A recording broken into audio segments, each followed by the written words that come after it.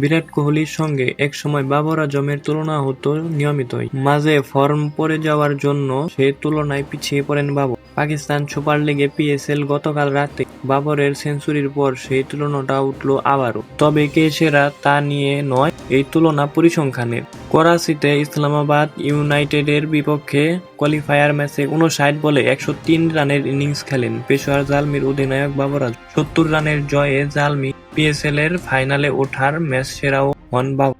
টি-20তে এক দেশে সর্বোচ্চ সেঞ্চুরির মালিক এতদিন কোহলি ও অভিষেক শর্মার চেয়ে পিছিয়ে ছিলেন বাবর। ভারতের এই দুই তারকা তাদের দেশে এই সংস্করণে 8টি করে সেঞ্চুরি করেছেন। টি-20 এক দেশে এটাই সর্বোচ্চ সেঞ্চুরির রেকর্ড। পাকিস্তানের মাটিতেও এ সংস্করণে 8টি সেঞ্চুরি করে কোহলি ও অভিষেকের পাশে বসলেন বাবর। বাবর রেকর্ড বইয়ের আরেকটি পাতায় শীর্ষে উঠেছে অধিনায়ক হিসেবে টি-20তে সর্বোচ্চ সেঞ্চুরির মালিক। গতকাল রাতে সেঞ্চুরির আগ পর্যন্ত দক্ষিণ আফ্রিকার ফাফ ডু প্লেসিস এর সঙ্গে তালিকায় সমান 8টি করে সেঞ্চুরি ছিল বাবর। গতকাল রাতে অধিনায়ক হিসেবে 9 নম্বর সেঞ্চুরি তুলে নিয়ে সবার ওপরে উঠলেন তিনি। টি-20তে বাবরের সেঞ্চুরি সংখ্যা 13 মোট।